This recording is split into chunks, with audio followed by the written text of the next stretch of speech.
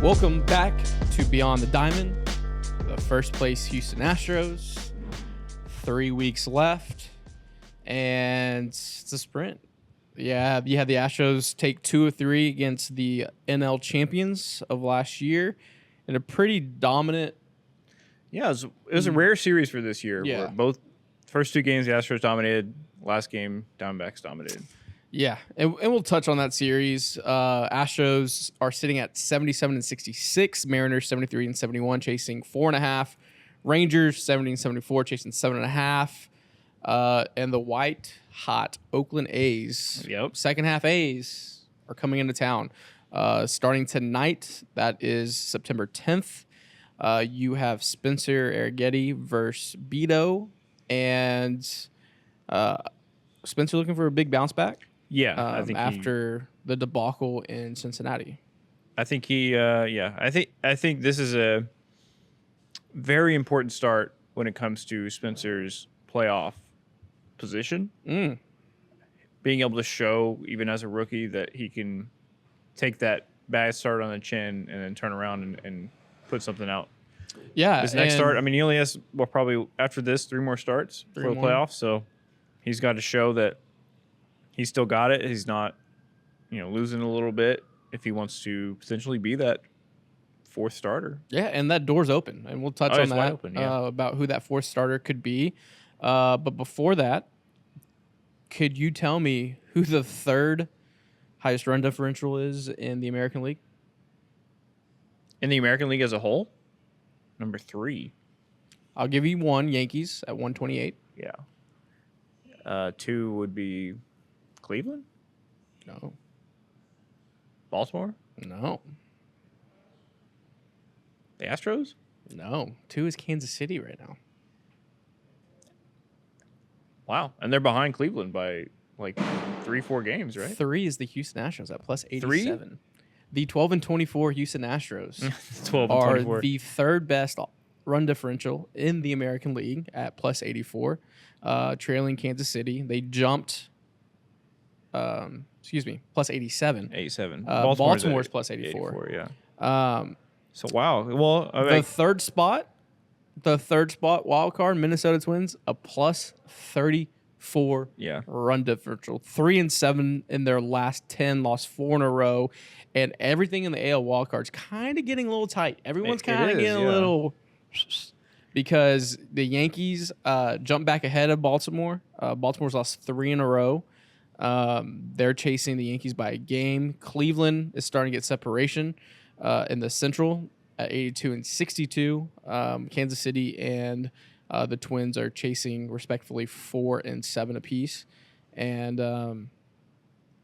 things are getting tight. The Red Sox are hanging around the rim at 73 and 71. Detroit is hanging around the rim at 73 and 71. Seattle's hanging around the rim at 73 and 71. Those things are getting tight. And all these teams got to play each other. September's fun, man. I don't know, Jim. I don't know, Jim. I'd say September's probably the 2nd best month of the year. As soon as the calendar turns to the burrs, life gets immensely better. The weather's getting better. Crisp air. NFL starting. College football starting. You got the playoff race for the division. Pennant chase. Yeah. This is fun. This is money. Shout out Brian taking some rest days. Yeah, Brian just getting his rest in. Brian is missing today's episode. They got their 7th month. Is that what he said? 7th month in a row. 7th month in a row, his show, killing it. So they were out celebrating. What's that show? The Brian and Lima Show on Sports Talk 790. You say, hey, Alexa, play Brian and Lima. iHeartRadio. Yeah, iHeartRadio. But yeah, I mean, what the Astros can do here, I think it's a big week. You have Seattle playing 2 with San Diego and then 4 with Texas. The Astros have 3 with Oakland, obviously, and then they end with, I believe, the Angels. Yeah, then they go on the road for 3 with the Angels and 3 with San Diego before coming back home for the last home series. I like this remaining schedule. I don't want to listen. Easy, I'm just easy, saying, brother bear. Easy. I know. Like easy. Don't talk about it. Don't scare it. I will say this series is kind of like a weird trap series because the Astros generally do worse against worse teams, but then Oakland is not. See Cincinnati. Yeah, but then Oakland is kind of like not a bad team. Like they are bad, but they aren't at the same time. So I really don't know what to expect. Well, when you zoom out, going your potentially best 3 pitchers, 2 of your best 3. And Oakland has played. We said it over the last few weeks. They played really, really good baseball, second behind the Astros. Yeah. Playing them before they're no longer the Oakland Athletics. This is the last time we play them as the Oakland Athletics. I guess they will be the Sacramento Athletics and then the Vegas Athletics. I hate it. Before we jump into that series, let's go back. You have a series against a team that's won a ton of games. They were the representative for the NL last year in the Fall Classic. And the Astros were coming off an embarrassment in Cincinnati. Just got swept by Cincinnati. They go out Friday night, win 8-0. Just in a dominant fashion, I would say. Mm-hmm. I mean, and I think that's just the Astro way. You drop a series, you get swept. You probably shouldn't. And then come out at home, and everyone's like, and I said on the pod, I said on the live show, I was like, this feels like the most must-win game. Yeah, to, like, you did stop say the that. bleeding. I forgot you said that. Yeah. And Framber Valdez was the ace, and that's what aces do. They either stop the bleeding or start a run. Mm-hmm. And he goes out, gets his 14th win, and I got to give you some props. For months. What did I do? For months, you've been whispering about, what if he can get the Cy Young? I have been.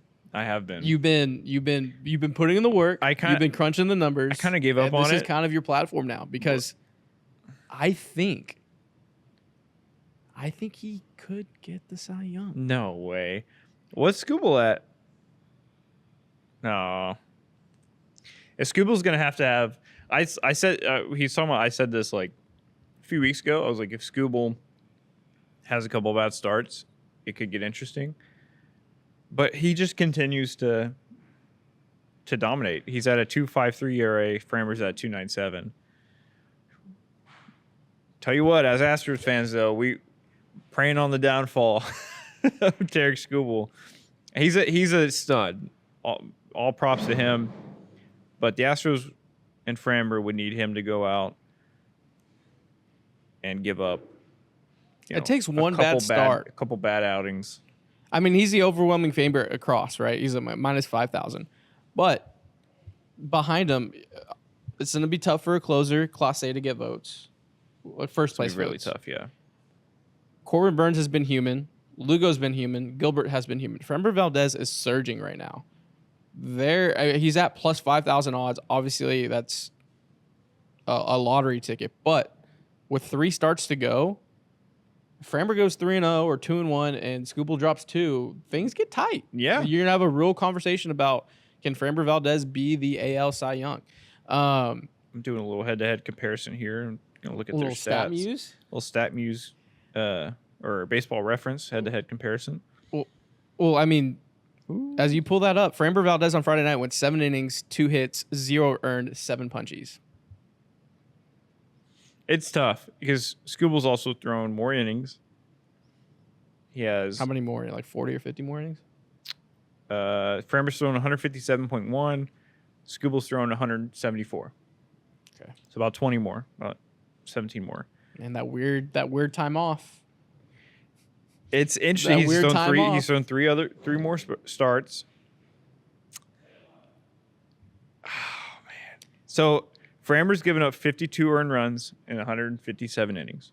And 52 of them came in the first 2 months. Right. Scooble has given up 49 earned runs in 174 innings.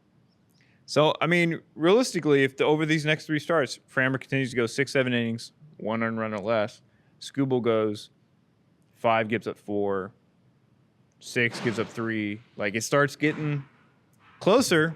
I don't know. I don't know, man.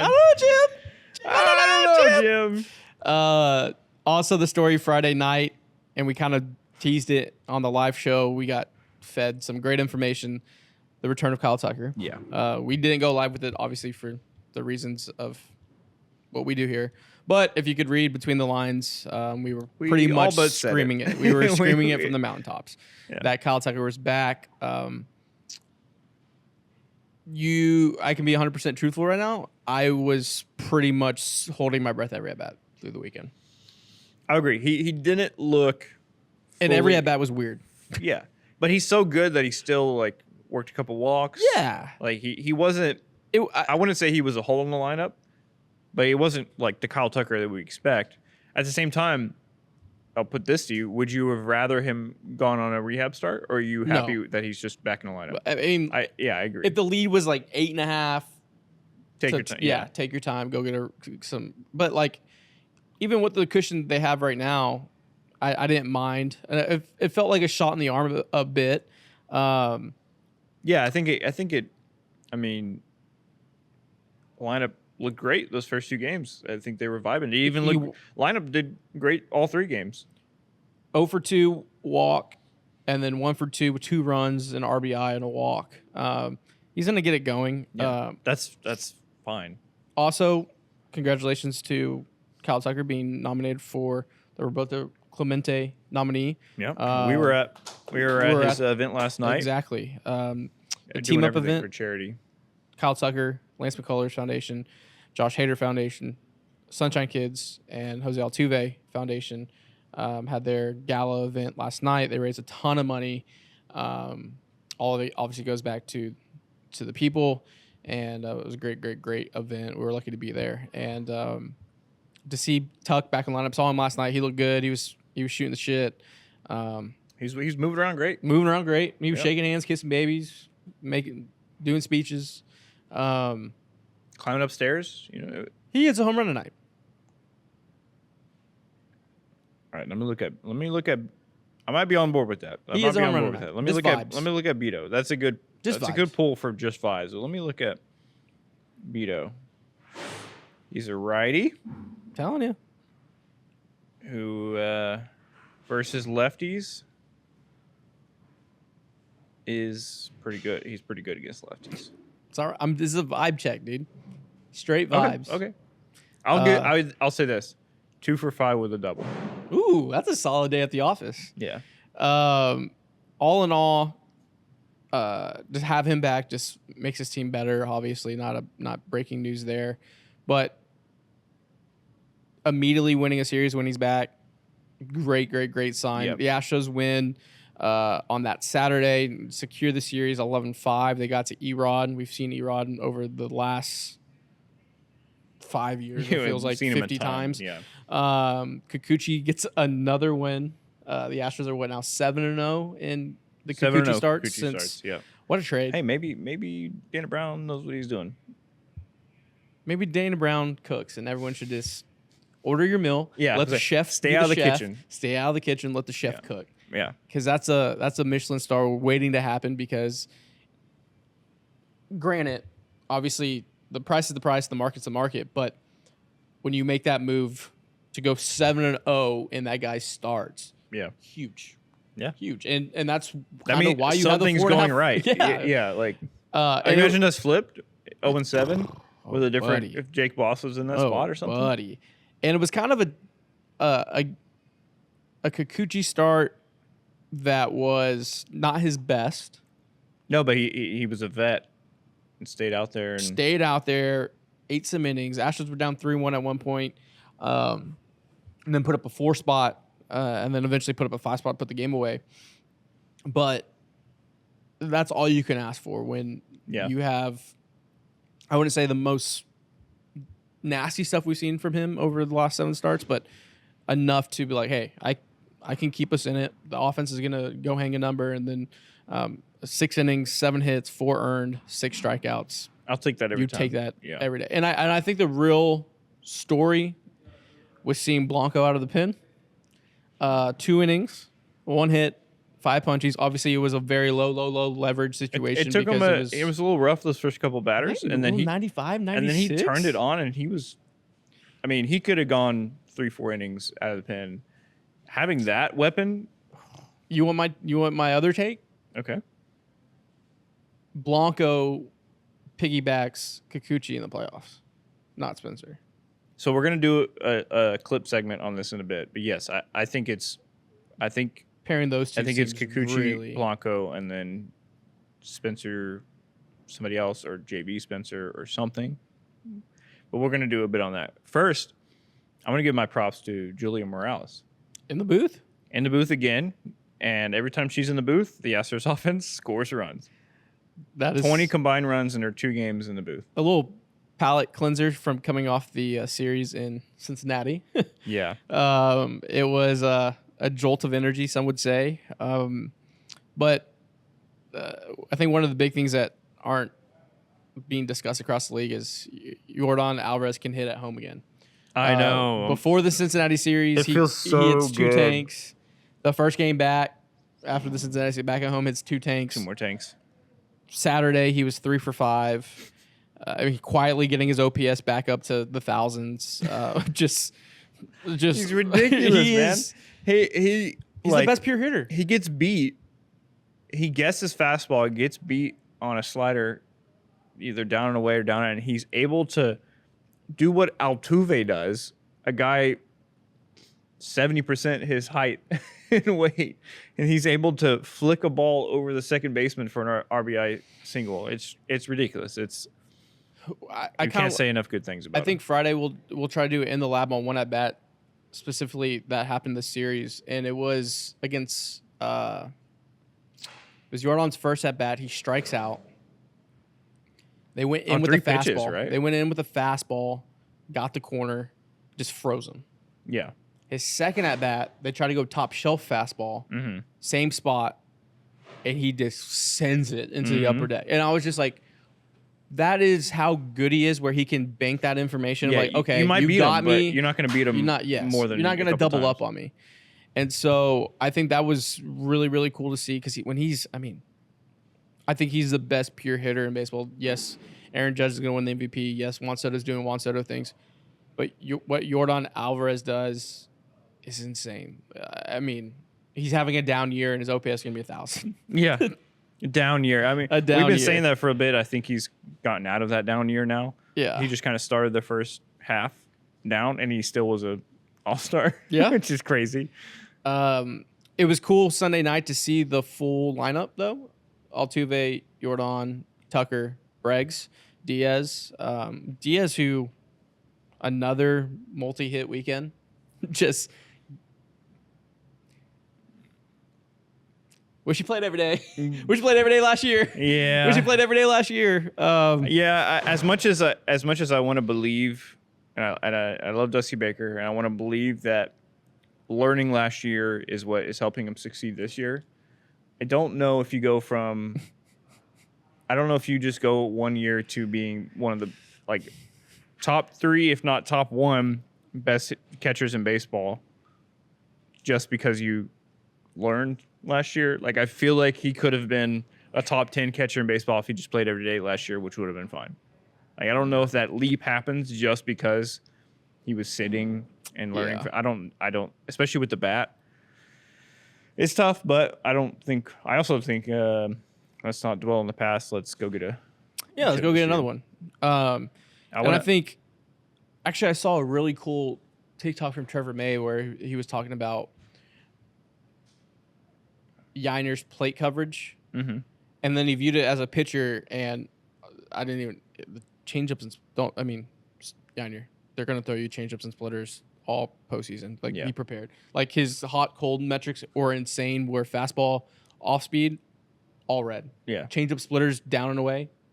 He swings out of his shoes on him. Yeah. So especially a lefty, but even I've seen a righty throw him a changeup on the outside corner, which is not where you usually throw righty changeups. Usually you try and get it on the hands below, but he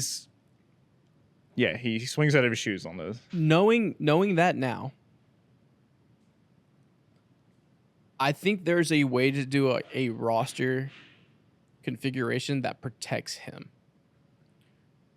Yeah, when you have everybody healthy. When you have everyone healthy. Yeah. I don't know if that's him necessarily being in the 5-hole and have Pena behind him. I don't feel like he's protected at all in that situation because everyone and their mother knows the guy behind him is going to get nothing but sliders.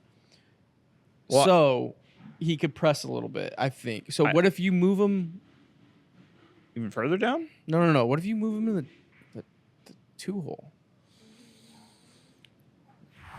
Okay. You go 27. You go Diaz, Jordan, Breggs, Tuck, Breggs. I don't hate it.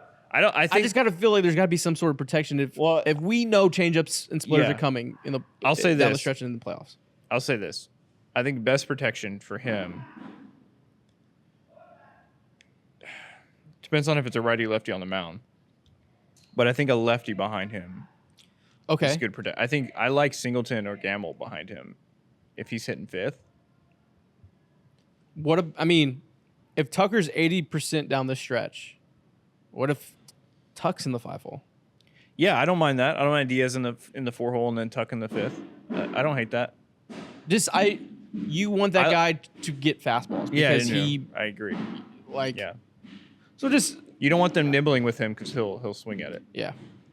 So that's the one thing that's like in. Sorry about the banging. They're still the main line. The plumbing they're fixing. Let's do one bit before we finish it off. Okay. Let me think of how I want to word this exactly. All right.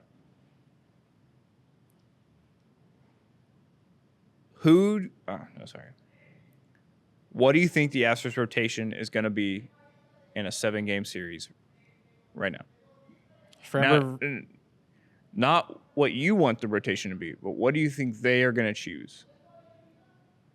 Framber Valdez game 1, Hunter Brown game 2, Yusei Kikuchi game 3, Spencer Arrighetti starting game 4 with Ronel Blanco piggybacking. Okay. I think it's going to be Framber game 1. As of September 10th. Yes. Yeah, I'm not going to get cloaked.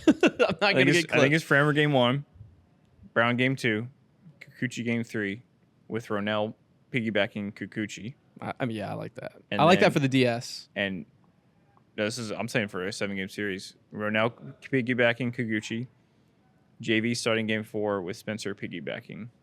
I think that's what they're going to do. I think that's what they're going to do. That's why that was the question. I think that's what they're going to do. I think JV is going to find it enough to where he can start a game 4 and give you 4 or 5 solid innings. Look, I got a lot of heat from you. I got a lot of heat from the guy on rest. I got a lot of heat from the comments when I said it 2 months ago that I don't think that guy is appearing and pitching in the playoffs. I look, 35 is the best to ever do it. I've kind of said all year, he's looked mortal. It's the first time that even before the first injury, I go back to that Milwaukee game where Contreras got him on long battle, like 18 pitch at bat and then hits a home run. That was the first time I said it out loud where I was like, oh, he's human. Oh, he kind of looks old. And now as I'm saying these comments, I'm like, someone's going to clip this and make like a cap cut of like Justin Verlander shoving in the playoffs. Here's where I'm at. And I see where you're coming from. And I think a lot of Astros fans feel the way you feel. And I think that's totally valid. But I feel a lot of it's reactionary right now. Like, I've been doing it for months. No, but I feel like it's been even killed. But now I feel like it's very reactionary. So I don't want to be in that camp because I don't want to be so in this reactionary camp. Here's where I'm at. He is mortal. He is human. I think he's also learning that about himself. Like, when have you ever heard Justin Verlander talk so introspective about? Yes. Well, I'm getting old. I gotta change my posture. Like, I'm working on all these things as I'm aging and learning my body getting older. I think it's taking a little bit for him to come around to that and figure it out. The question will be, does he run out of time? If we're in August right now, I say no question JV is in the playoff rotation because I think a month and a half is plenty of time for a guy of his caliber and pedigree to figure it out. I still think his last start of the season is a quality start. He figures it out. It takes a couple starts. If he was throwing 93 mile an hour fastballs, 91, 92 mile an hour fastballs his whole start, and his 12-6 wasn't breaking very well, then I would be like, okay, something's wrong. His arm isn't there anymore. His arm's there. He was hitting 96 in his last start. Look, the problem was mechanics and location. He was nibbling. His chase pitches weren't competitive, and his fastballs were leaking right over the middle of the plate. That was the issue, which to me, that's something that's very fixable for a veteran. Hey, don't throw a fastball down the middle. I'll figure that out. If it wasn't that his fastball was 91 and they were just catching up to it, it was 96. He was leaving over the middle. I believe he's going to be able to fix that. I just don't think. How do I say this? There hasn't been a start where he hasn't grinded and just been a workman, solid vet to, hey, I know what I have to do to save the pin and go out and eat shit innings. I also don't think. I think he's been nibbling with a lot of off speed. I think when he misses, he's missing over the plate. I don't think the slider or curveball have been sharp in the sense of when you're nibbling so much on the outside of the zone and you're throwing balls, you may actually get a sharp one, or you actually may get something with some sick bite to it. But they're still going to spin on it because you haven't been competitive in the zone. That's the problem right now. And so I just have on Sunday Night Baseball, Pav and Smith talked about it. I think everyone talked about it. They were just sitting fastball. Like they knew he could. They were spitting on everything. It was almost not. I don't think it was tipping, but it was just almost to the point of like deductive reasoning of like he can only throw his fastball. If you're seeing the ball in a certain zone, you're okay. That's probably gonna be a curveball that falls out. Just spit on it. If you see the ball in a certain plane, you're like, oh, that's fastball right here. Like I'm swinging on my shoes at that. He was not making hitters guess wrong, almost ever. The highest I'm looking at his Baseball Savant page, and it's very blue. 118.8 max exit velocity, the highest of his career against him. His hard hit percentage is up to 33.8. His strikeout percentage is a 19.3. So you're giving up the hardest you've ever given up baseballs hit off you, and you're striking out the lowest percentage since 2015. Yeah, he has not been good, and I'm definitely in the minority thinking this because y'all are probably more rationally thinking. I am coming from this perspective of baseball magic, if that makes sense. He's a Hall of Famer. It's not a Disney movie. He's a vet. His stuff is still there.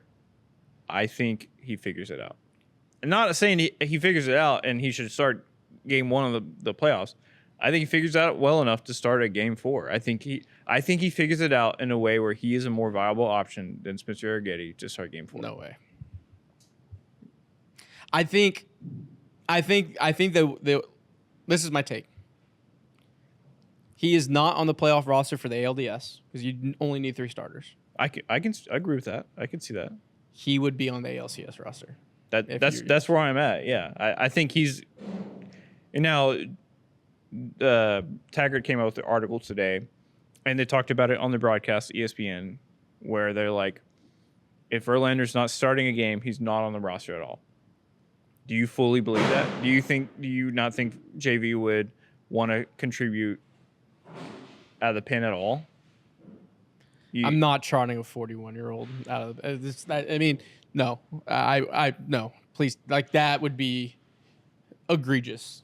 You think so? Egregious. Yeah. I would. Yeah. I mean, I think there's a way it works. I think there's a way not out of the pen as in he's throwing every second, third day. Like I'm thinking like he's available one time during the series out of the pen as a bullet, as a one-time bullet. So over somebody like Seth Martinez or something like that. See, I don't think Seth. I don't. I just mean over like other long guys. I don't think Seth Martinez makes the playoff roster. I think you have enough weapons that you've developed and accumulated now. Like I would say Caleb Wart is going to go get a big inning before Justin Verlander in the pen in the playoffs. That's valid. And yeah, no, you're probably right. And they're probably right with the assessment of if he's not starting a game, he's not on the roster. I think it's probably correct. Just at 93 is not in today's baseball. 93 is 88. Well, here's the thing. he was getting up to 96 when he needed to. And out of the pen for 2 innings, if he knows he's only going 2 innings, maybe Justin Verlander can pump it up even higher. I mean, I don't even know. In 2022, Justin Verlander threw 1,314 fastballs. They averaged 95. In 2023, he threw 1,300 fastballs and averaged 94.4. In 2024, he's thrown 649 fastballs and his average is 93.5. Father time's undefeated, man. Yeah. It's tough.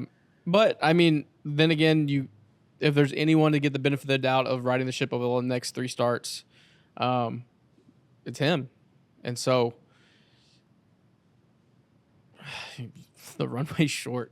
Yeah. The runway is short. In the end, my thing is I do not trust Justin Verlander to give you another 200 inning season next year with his age. You think he's a Houston Astros next year? I think so. I think for him at this point, he's more about legacy. Obviously, he wants money, but for him, I think he's thinking, where can I go that's going to help my career? Well, he's trying to get to that 300 win mark. Exactly. Where can I go that's going to get me wins and has a good pitching lab that's going to help me stay on top of things? So that could be Houston. That could be the Rays. I think he ends back up. I think he goes to Detroit. I don't know their whole pitching situation. I mean, obviously they have Scooble and they have some dudes. So. I think Detroit's philosophy would be like, hey, we almost got a wild card. Yeah, we're almost in. We have the Cy Young. We bring in the Mr. Detroit Tiger. Yeah, I want to hate it. I think in his mind he's thinking, where can I go to get wins and a team that has a good analytics pitching lab that can help me stay effective at my age. Because if he goes to a archaic pitching lab team just because they give him money, like he's gonna be screwed. But I think you're viewing it as a fan and not viewing it as Dana Brown. Like I think Dana Brown's gonna be like, hey, thanks for everything. No, that's what I'm saying. I don't know if the Astros offer him. Yeah. I'm saying if I'm JV, I want to go somewhere that's gonna help me win. Yeah. So I don't. That could be the Astros. That could be Detroit. That could be the Rays. That could be the Dodgers.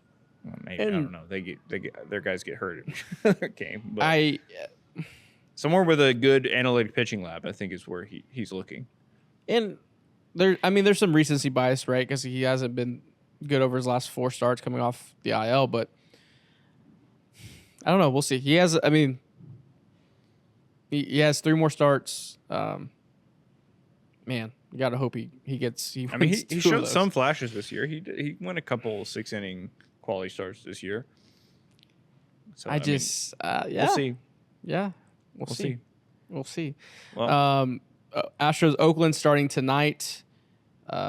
Big series. Every series is big from here on out. You just gotta not play with your food, do your chores, take your medicine, and win. Because I don't know, listen, the league feels like it's tightening up a bit. So if you can get hot and put the AL West away before Seattle comes into town, then you can shift your focus to the 2 seed. And I think that's what's going to happen. All right, I really do. Well, you know where I'm watching the game tonight, though? Where are you watching? 2 for Tuesday at Big City Wings. Oh yeah, 2 for Tuesdays. Houston's wing joint, Paul's wing joint. 2 for special on Tuesday is insane. Like I can get 10. I pay for 10 wings. I get 20 wings. You kidding me? In this economy, that's good. In this great deal. So I'll be there checking out the game, and I'll be wearing this shirt from Coby Stevens. This is the unofficial birdie shirt. Every time I golf, I tend to get 2 to 3 birdies that I didn't have from the previous round. Not wearing a Coby Stevens golf shirt. CobyStevens.com. You get a golf apparel, outdoor apparel, women's apparel, youth apparel. Their outdoor line and everything in between. Insane sales. Use code Apollo HOU for 25% off your entire order. And we will be back Friday. Lima has confirmed that he'll be here Friday after his rest for the live show. And he's well rested, ready for this. Very well rested, ready for the playoff starts. You think Lima gets a playoff start with us? I don't know. We'll have to see. I think his rest is. See how his rest is. Yeah.